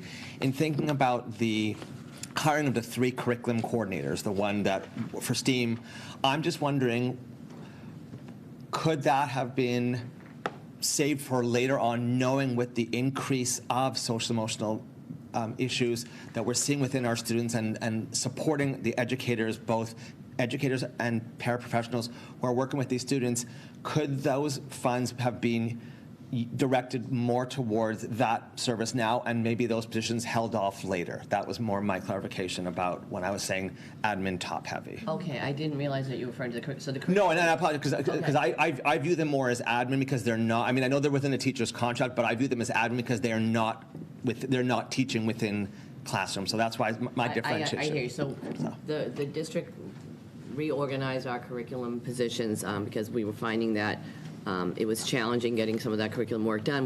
Part of our strategic initiatives under Arch 1 and 3, but particularly under Arch 3, was to be able to do pre-K to 12 plus alignment district-wide. Some of the work that Jariel was talking about is we didn't have that kind of systematic approach to try to align building to building, transition to transition. So as a result of that, we did move forward with a plan and had new job descriptions. But the curriculum coordinators, pre-K to 12, there's a unified arts person, a STEM person, and a humanities person. And the reason for those roles, they are educators in the educator contract, so they are peers to our HFT members, and they're meant to be support peers and coaches and modeling, and also eventually, hopefully, going in and modeling lessons. They already are going into classrooms and working with staff, but this year, a lot of their work has been around the curriculum alignment piece to try to get some of that pre-K to 12 work done that we described in our strategic plan. So that's why I wasn't aware that those were the positions you were talking about. Because we reorganized, they didn't increase the budget to add those positions. It was an offset. So again, going into the next budget cycle, if there's a need and data to inform introducing additional positions, such as we described BCBAs, ABAs, or social workers, or things like that, that's something we would take up in the next budget cycle. And in addition, we also have a contractual requirement from the HFT to have 3.6 FTEs attached to curriculum. So that, I believe, if those 3 positions didn't exist, would be under that 3.6. So I believe you're right. Yes. Do people need for Dr. Kuska to explain alignment? Is that something, do people... Actually, yes. Sorry. Joan, you did a really wonderful presentation on the curriculum overview, and it was amazing to me to see that they've been 15 years in some instances. So I think it would be really helpful for everyone to hear that. Sorry, I think you again. Just explain what we mean by alignment, maybe? That's what you mean, right? Well, the alignment, but also just the curriculum overview in general. Last time you guys She has the curriculum review information that you're referring to. Just alignment in general, really. I was a curriculum coordinator in a previous life, and trying to work pre-K to 12 all the way up and making sure that we're transitioning what we're teaching in science and in preschool up into first and so on, that it lines up and that we're covering the standards so that kids are getting equitable experiences. That's really what the purpose of the alignment is. And buildings were doing that, but we weren't necessarily doing it strategically, and it wasn't consistent from building to building. So that's what we're trying to work on, and that's why it was such an important part. This topic came up, I can't tell you how many, actually Amanda and I looked at all the, you were in the group with me, that we took all of the comments. We had over 1,100 people respond to our survey, which was amazing. I mean, the strategic plan, TLA that helped us with our strategic plan said they've never seen such feedback. So the community gave us lots of feedback that helped us guide what our decisions were making with the strategic plan. And then 21 people worked on that strategic plan to develop the initiatives. And that alignment pre-K to 12 and making sure that kids were getting their needs met district-wide was a huge focus in those comments, and that's why those initiatives were developed. So I don't know if that explains enough, but Joni can talk to the curriculum review process as well. Sure, do you want me to do that now? So we're looking at alignment 3 different ways. So we're looking at it horizontally, so within a grade, right? Is everybody making sure to cover all those standards that we're required as public school teachers to teach? We're looking at it vertically, so we're making sure that, you know, the incoming teachers are making sure that they're assuring the next grades students have that knowledge, right? And then we're looking at how are we aligned to the state. You did ask about the curriculum reviews in Holliston, and it has been a while for some. Social studies, I'm just going to read this out. This is when we had the last curriculum review in these subjects in Holliston. Social studies was in 2008, 2009. Visual and performing arts, 2008, 2009. World language, 2010 to 2011. Math was a 2-year process back in 2011 through 2013. We're currently doing that again. ELA, 2012 through 2014. We're currently doing secondary ELA, so we're not tapping our elementary school teachers at the same time. Science was done in 2014, 2016. Wellness was done in 2019, 2020 with an outside consultant. So it has been quite some time. These are now done internally in-house. Myself, I'm there at everything, but one of the 3 curriculum coordinators is the one facilitating that process. So to let you know, in the mathematics, we currently have, and I apologize, I wrote it down here real quick. We currently have on our pre-K through 12 committee, we are proud that we have 19 staff members involved in that process. That includes teachers at all levels, myself, James Lavassier, who is the curriculum coordinator, principals, Mr. Keim, you are on that, correct? Yep. And Dr. Jordan's on that. So we have representation from all, right? And this is a committee, right? So we are going to bring forth a recommendation that's going to go to Dr. Kuska, which will then go to the school committee. So it's not myself, it's not the principals, it's this committee, right, looking at all this. And we currently have 8 secondary ELA teachers, administrators. I'm involved in that. Dr. Jordan, you are involved in that. Myself, Joe Hicks. So we're getting a nice cross-section, right? And that's all volunteer, but it's really that group looks at how we're aligned to the strategic plan, looking at national, state, and local assessments, our current scope and sequence, how are we aligned to the state frameworks, current grade level expectations, our vision of a graduate for math, our vision of a graduate, for ELA, current textbooks and resource materials we're using, evaluations by outside agencies. We are looking at, if we are looking to get new resources, we're only looking at a system called Curate Rating and or Ed Reports Rating. Those are vetted by Massachusetts and how they are tied to Massachusetts state frameworks. So that is our starting point, right, of what we're looking at. And we go through the process. We're also looking at, once we pilot a program and decide on something, what supports do we need to provide to our teachers? It's not like we're just choosing something and you guys are off on your own. Okay, then what kind of professional development do we need to give you? What other extra resources? And the teachers are part of that process, identifying their needs. And it's also, this will be a multi-year process, so we're always getting feedback from the teachers. Hey, we didn't think of this, we need this. Or, you know what, we need this, we hadn't thought about it. Like, you guys need to help us out. That's part of the process. Principal Keim alluded to it. We've already talked about next year's professional development. We know we need to give it to certain content areas, right? Math being one, science being one. So we already know that, and we're getting feedback to from the teachers to help us identify that. Great, thank you. So, we're gonna move through and we'll get to additional questions. So, Ann Canoni, did you have another question you'd like to ask?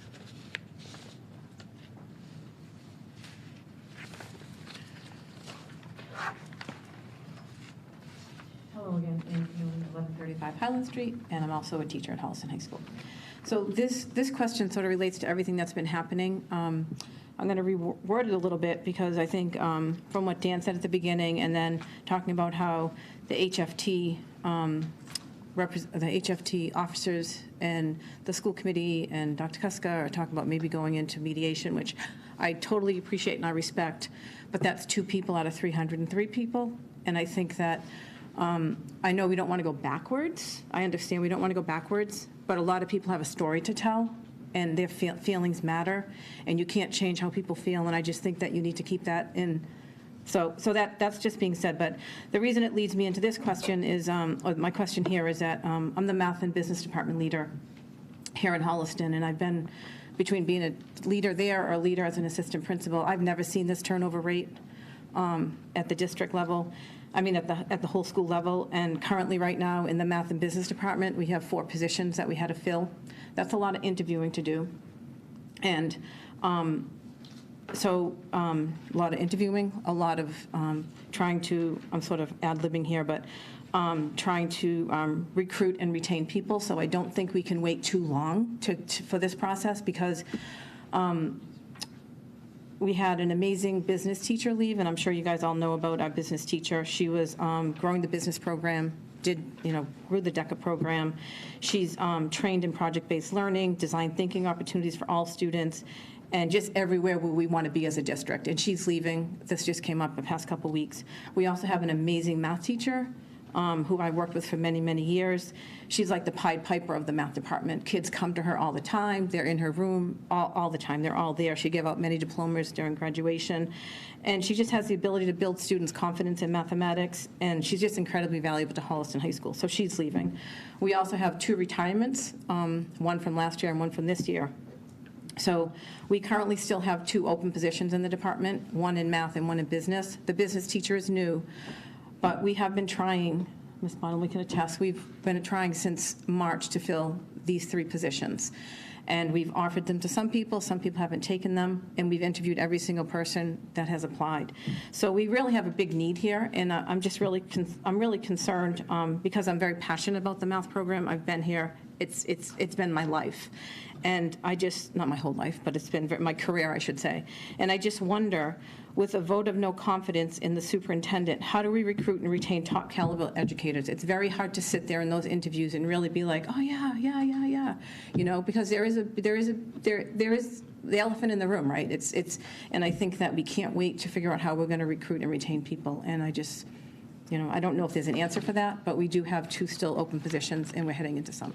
Thanks, Ann. So, look, by saying I want to look forward and want to sort of keep our eyes, forward and how the district is moving forward, I didn't in any way mean to minimize the 303 voices that we're trying to be heard. And I know that myself and everyone on the school committee has been, looking and having conversations with teachers who reach out to us because we can't reach out to them to hear their pain points and their stories. So please don't think that we're minimizing it, and because we do need to sort of hear what's going on, hear the pain points, put that information together as best we can to try to figure out, along with all the 4-point plan, sort of how we're going to put things together. Because again, yes, having the vote, and I view the vote as a sort of an outward symptom of some of the things that people are feeling.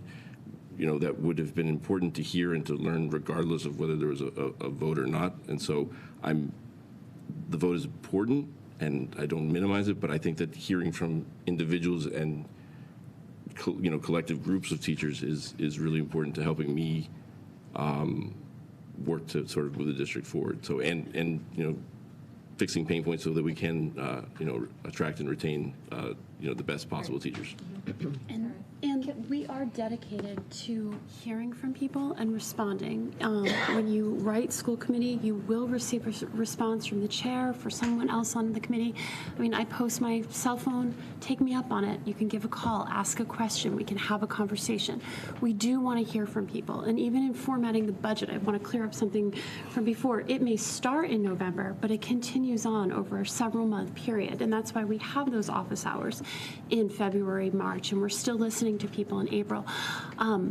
It was absolutely communication, Anne, and we acknowledge that, and that's part of why we're here for the forum, why we put out the FAQ, why we have the 4-point plan, and it's going to take time, right? It's going to take time to work on all of this, but I think all of us here know that Holliston is an outstanding school district that offers great programs, has top educators.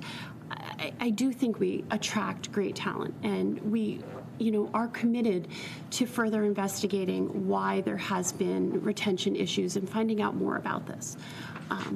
Thank you. And as we're sitting here thinking about this, that's almost half of our team. So we have like 11 math and business teachers. And so, not only is it finding these teachers, which I hope we do, but it's also onboarding them, which takes a lot of time as well. And I think, that's just that's just the reality of it. And I just think that has to be taken into consideration as well. But I thank you. Can I just add to, Ian, I know you and I have talked a number of times lately, and I've really appreciated and valued your input, and I want to continue to get that input. As much as I'm thrilled when you can go to the school committee, I would love to see you come to me, not just you, but in general, please encourage others to come forward and set up meetings. I offer office hours every year. I try to do that. I've offered coffee time. I mean, I know maybe people are uncomfortable right now, intimidated, whatever it is, but I welcome those conversations, and I think we need to have them in order to move forward. I appreciate the school committee wants to respond, but sometimes they're going to come right to get the answer from me because they don't know what the answer is too, right? So please try to encourage your colleagues to reach out to Joni, me. Any of our administrators are always open to having conversations, even if we agree to disagree, right? I think it's important. And I do that, and I all around the board, because I'm not, if you see something, you say something, right? I think one thing that would be really great, Dr. Kuska, is that when you do have office hours, have action steps, like what's next, I think sometimes that would be really helpful to people if we could, see what are the action steps, or what is the next steps and benchmark, just something like that. I think that would be great. If you could get them to come, I will work on the action steps if people come to meet with me. I would love that. I will try. Thank you. Can I just jump in?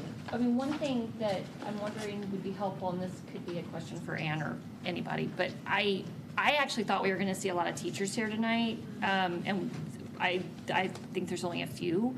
I'm wondering if we need to hold a separate forum where teachers would feel, I don't know. Yes? Yeah. Because I think that we heard from, as a school committee, we don't hear from teachers a lot. I mean, aside from people who have personal relationships with teachers, we don't hear from teachers a lot. We did hear from teachers very loud and clearly in one set of office hours this year, and that is information that we definitely took to heart. But that's it. So we don't, we do get occasional emails and that sort of thing, but in general, and this is true for all school boards in Massachusetts, it's just the way the system is set up. So I do think that we need to talk about outreach to the teacher specifically. I will reach out to the HFT leadership, and I certainly wouldn't want to do anything like that without their input for all sorts of reasons, but also in the spirit of increased communication and working together. So if there's interest from the But I think teacher. we need to make it clear that we have to be very careful, because we can't have any direct dealing. We're not allowed to do that from the HFT, so we have to be really careful about, we want to hear from you, but we can't be the ones that are saying, hey, let me call, such and such and have a conversation with them. I'm not allowed to do that. And I have to, there also is a chain of command. We have building administrators. Sometimes people come around, a building administrator, and come to me, and they have the facts. And it actually compounds the issue. If the person that is dealing with the issue can't answer that, It's going to go, if you go to school committee first, and then going to come to me, then I'm going to go to the administrator, then they're going to go to the teacher. We always encourage people to start from the bottom up. Who's the person that you're having the situation with? Ask the questions there. And then if your needs don't get met, then if it's a teacher, for example, and you didn't feel like you got the appropriate response, they have your child in the class. They deserve an opportunity to respond to you. But then you would go to the building level administrator, and then to me, or whoever else at the district level, and then the school committee. So I mean, there is a command, a chain of command in place for a reason, because the people that are closer to the situation have the information to be able to better respond to you. But clearly, if you're not happy with those responses, then we want you to engage further. There is absolutely a chain of command, and it should be followed as much as absolutely possible. That being said, if for whatever reason you don't feel comfortable, reaching out to certain people, please do reach out to the school committee. So you said you've been on the committee for a long time. Is that a new trend that you spoke about, that you haven't seen teachers around as much? No. So it's a function. Yeah, it's a function of a couple of different things. It's very much a function of direct dealing. That has to do with the laws related to collective bargaining and things to protect unions. Like, we can't go directly to teachers on anything that could remotely be related to the contract. So that's part of it. But it's also this chain of command that was just being referred to as this idea that, you go to the classroom teacher, and then you go to the principal, and then you go to central office, and then you go to the school committee. So, I think people are reluctant to come to us sometimes, and then we end up hearing about things at the 11th hour. And I think that we're in a moment now where we're saying to you all that we have heard, we're hearing you, and we welcome your input, and we know that we have to be part of the solution, and we need information from people and feedback from people to do that. So at this point, we still have a few. We still have a few more we need to get through. But I know Robert asked me before we even started if you could just make a comment or a question. Do you have something you'd like to say? I can wait for the public comment period. That's the structure. We're not gonna. I mean, we're running up close to 9 o'clock, so we're gonna be keeping pretty close to that. So but we do have about a minute per question. This is what we've sort of been listening. More than a minute per question. No, minute per question.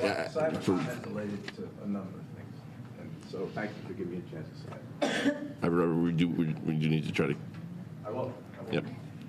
So I think one of the things that I would like to raise, Robert Principe, 203 Turner Road, Holliston. So challenges related to mental health, challenge related to social emotional behaviors, challenge related to retention, challenge related to equity. What if we were different? What if we weren't just reactionary? What if we proactively thought about, as people have talked about, a change in climate and culture in Holliston? Just for a second, what if? Okay? So I have a document here, and there's so many studies that duplicate this. The benefits of socioeconomical and racial integrated schools and classrooms. Listen to this list. I'm just going to name a few. Students in integrated schools have higher average test scores. Integrated classrooms encourage critical thinking, problem solving, and creativity.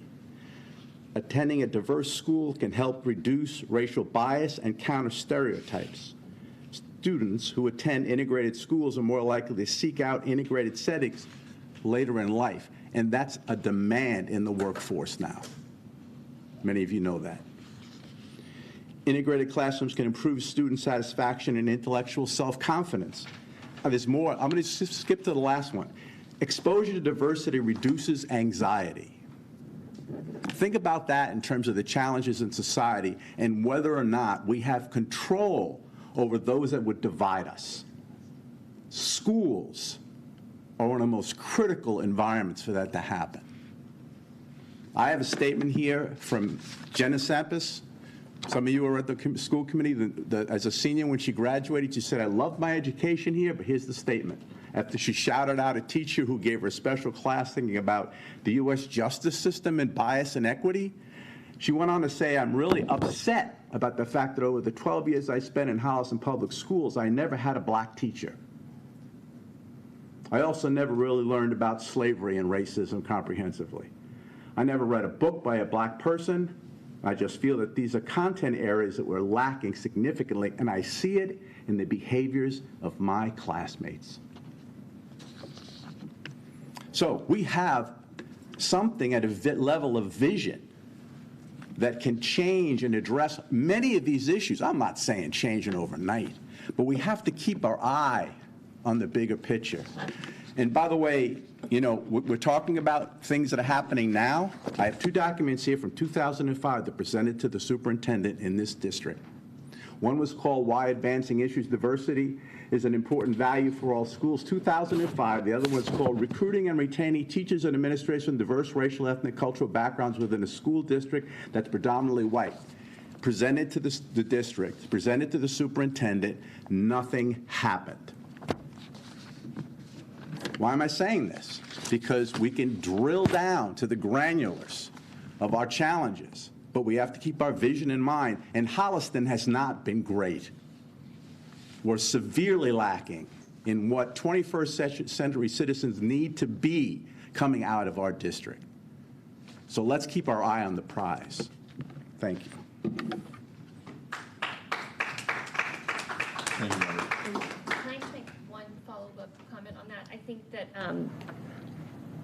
the 2005, and that was under the previous superintendent, and I do want to give Dr. Kuska credit for ramping up our efforts in those areas in the last couple of years, because I think that we went a very long time with having that sort of backward, or having kind of an old school mentality. And I think that she, with the full support of the school committee, has, and pushing by the school committee, we asked for this.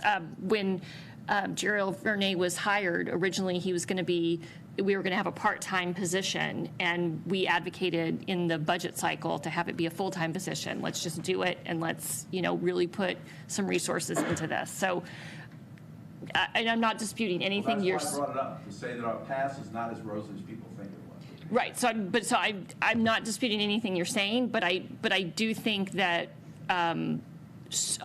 so much has been accomplished in the last couple of years on this issue compared to the previous 20 or more. No.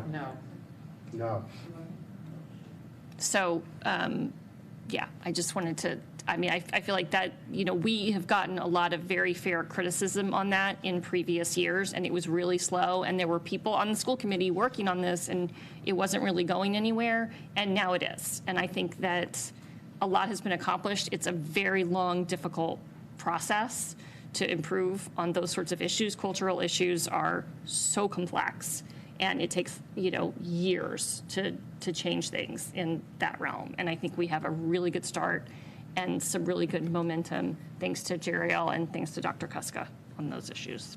Absolutely. And can I just say, on the socioeconomic front, being able to finally have tuition-free full-day kindergarten in this district has been something that, Lisa and I, when we were first on the committee, were saying, how is it possible that we don't have tuition-free full-day kindergarten in this town? And we had so many different surveys done, task force, whatever, and we had tried to put it forward as a budget request many, many times, and we were not able to get it successfully passed through. But we were, through creative use of ARPA funds, and that was spearheaded by Dr. Kuska and Dr. Menard and Mr. Boudet as well. And we finally have that in the district. That is a huge win for our families here, and I feel like that should be celebrated, because that is something that has held back students from being able to fully participate in all the programs that we have, from French immersion, Montessori, and traditional. And those kids get a full day education now that they did not have before. And just in terms of just the timing of it, trying to address the social emotional issues that our kids had. Some of our kids were coming into kindergarten who had no preschool whatsoever, nothing. Some of them hadn't even left their homes for 2 years because of COVID. So it was a huge win for our district, and I think that should be celebrated as well. Thank you. And actually 10% of our kindergartners, the year I looked at the data, my first year during COVID, it maybe wouldn't have been a priority because we were focusing on so much COVID need. But when I looked at the inequities related to kindergarten, 10% of our students were only doing half-day K. Now add COVID to that, and that's why I was able to come up with that creative idea of let's take all of our one-time funds, and then it's going to run out after 4 years, and the school committee supported me, and we voted for those funds, and thankfully now the town has worked with us so that it's appropriated permanently into our appropriated budget for next year, so that we can shift some of those one-time funds to offset some other needs temporarily. But I mean, it definitely, the momentum around it was so, that's a huge step for equity for our children in Holliston Public Schools. That's great. Stephen Lima.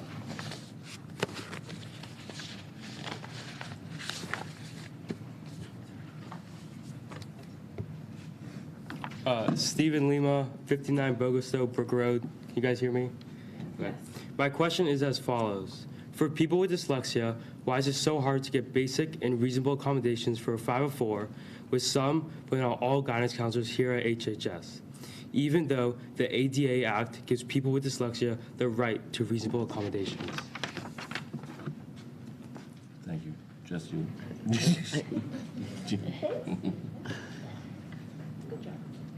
I want to say I'm proud of you for the only student standing up here. It's amazing. That's a credit to what we're doing. Really good work.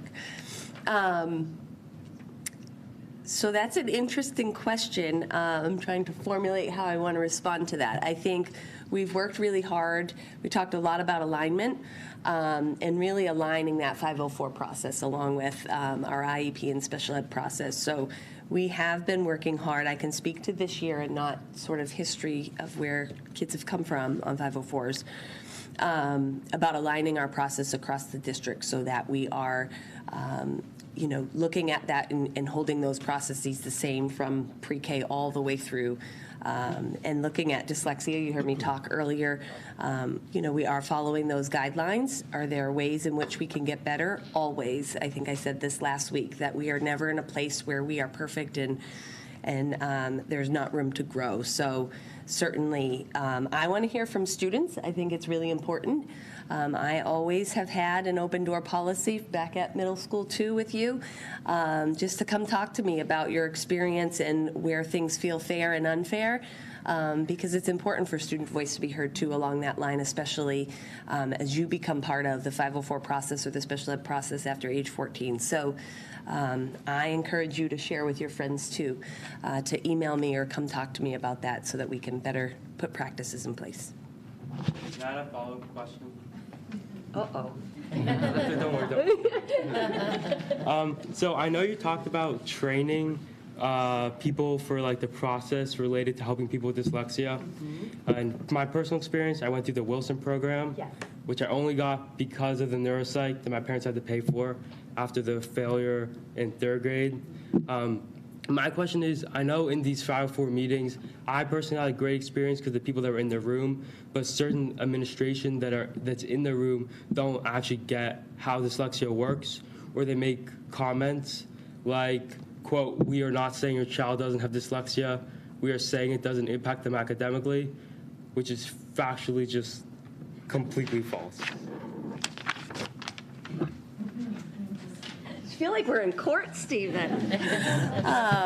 No, I can't speak to specific instances like that. What I would say is we continue to do training, right? So one of the things that I've had a lot of conversations with families mainly, not students, but this is great, and educators about dyslexia. So one of the things that I am actually working with one of my predecessors, Meg Kamiri, she did a great training with Katie Meinelt, who is one of our special ed attorneys, as well as Dr. Turk, who is a clinical psychologist that we consult with a lot in this district. She does as well. So they did a really fabulous training for the North Attleboro Public Schools that I want to bring here that sort of blends, and it would be a twofold for families and for staff around the legal aspects of dyslexia, but also the strategies and interventions that we can put into play and to better understand understand what it's like to be impacted by dyslexia, but then what do they do within the classroom or put in plans that makes that more meaningful for students. So that's something I'm hoping to bring for the fall, if not by the winter of this coming school year. Thank you. You're welcome. Good job. Thank you. Thanks, Stephen. That's great. takes a lot of guts to get up there, so it's wonderful. Joanne, did you have a second question? Okay. Are the expenditures per student the same for all students regardless of the program, traditional, French immersion, and Montessori in which they are enrolled? The cost for our elementary programs, it is slightly higher. There's no question about that. It's always been slightly higher. When you look at it in the realm of a $40 million budget, it's not a significant number, but the acquisition, especially of materials, which we often for French have to purchase from either France or from Canada, the additional supports that are put into place that isn't in part of our traditional program, even some of the Montessori materials, because again, we can't get them through our traditional mechanisms. The manipulatives, especially in math and things like that, while they last a long time, but again, they do cost more. So dollar for dollar, sure, it's more expensive. Is it a significant number? No. When you wean out everything that is non-specific to those programs and compare those exact type of materials for the traditional program, yes, it is more expensive, but I would not say it's a significant number. If the follow-up question is, would we ever look to that program as a cost-saving initiative? Absolutely not. Period. I don't think they update their materials all that frequently. I'll address that. So in the curriculum reviews, you were here when I read off when our last curriculum reviews were, right? But currently in math, we have Lindsay, who is a French immersion teacher. She's part of our committee. She's directly going back and talking to the French immersion teachers, along with Claire Picard, who is overseeing, all of our French immersion program, right? Getting input from them. So any curriculum review we are doing, the French immersion piece is a huge piece of that, right? And we are asking them specifically, what do you need in this subject area? What are you looking for? What would support your teaching? All of that. So that is being definitely taken care of.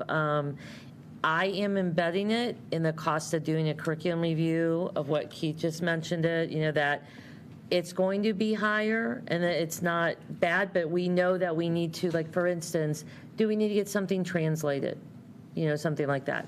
So that's all included in our supports, and we're very cognizant of making sure we're hearing their voices. I will say, related to curriculum instruction, people probably don't realize that there's other structures that we have in place when we talk about the alignment work that we're doing. So we have these 3 full-time positions that are going and spending time in each building every week. And then they work directly with grade level leaders.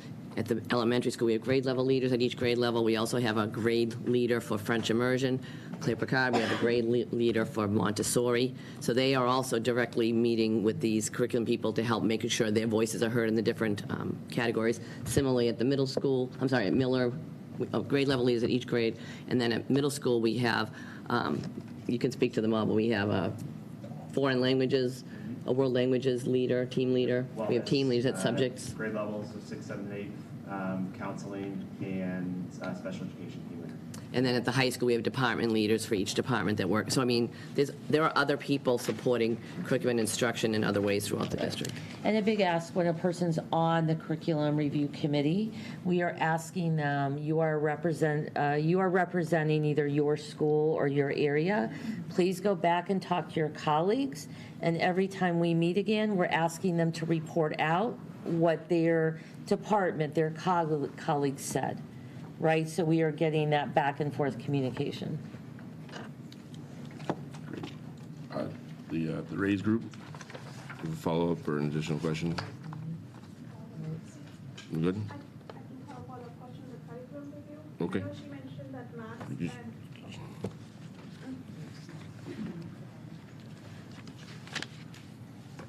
My name is Pooja Gupta, 105 Overlook Drive. Follow-up question for curriculum review. Do you have the plan for the world language review? Yes. And when will that be? Yes, that will start next year. Perfect. Okay. Thank you. You are welcome. That was easy. Savannah had a follow-up question. I'm sorry. Go ahead. The microphones are up there, unfortunately. Sorry, yeah. Thank you. more of a comment when you're talking about why there aren't more teachers here. And as a very part-time support staff at Placentino, I don't know if this is helpful, but I had a lot of teachers and paraprofessionals express their concerns to me and then say, but please don't use my name when you write an email. And I have a feeling that might have something to do with why there aren't more teachers here. I don't know if they're afraid of getting fired or what they're so afraid of me naming them for. I just wanted to say that. Because I found it concerning as a parent to hear that these teachers were afraid to talk to administration or anybody above them about an issue that they felt was an issue. That's all. Thank you. Thank you. Kim, did you have a follow-up? Did you have any more? Okay. So, yeah. Can I do a follow-up question on somebody else? Yeah, well, we've gone through all, we've gone back around, so all the way, yeah, please.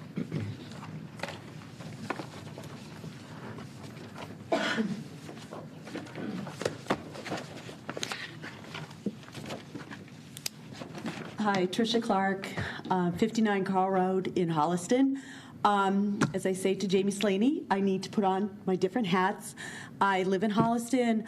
I am a paraprofessional in Placentino for about 18 more hours. 18 years I've been there. How many more? Yeah, it's about, I am retiring tomorrow. Thank you.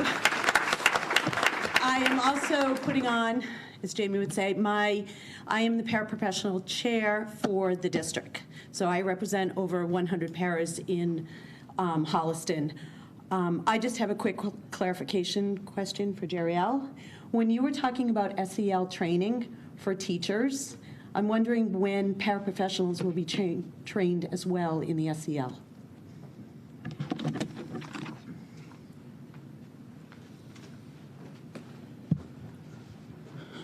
So I might have to punt that, and the reason why is because part of my role is to kind of help think about what trainings do we want to develop, how do we get them to the right staff in the right way, and part of the conversation that we've equally been having are what are the right opportunities to be able to do that with paraprofessionals. Mm-hmm. One of the tricky parts, and anybody feel free to cut me off, but one of the tricky parts is sometimes our professional development schedules don't always align in the sense of coverage time, so I think we're trying to figure that out. We're trying to figure out what is the best way to do that. So I guess what I would say is we're trying to figure out how to do that in a better way. Okay. Anybody else want to add something? I mean, we're still putting together the PD schedule for next year and hoping to embed some of this work in the 12 hours that we added to paraprofessionals in the last contract. So again, I don't have all of it figured out yet, but that is one of the items that we are trying to build into that 12 hours PD. Thanks. Thank you, Tricia. And can I say one more thing? Please do. You know me. I just want to thank you all for putting all of this together. I can speak on behalf, I think, of all the paras. It means a lot to be able to come up here and to be able to hear everyone's comments, all of our parent support, all of our administration support that we have here. So thank you, and I hope as we go forward that it will be beneficial for everyone. So thank you all very much. Thank you very much.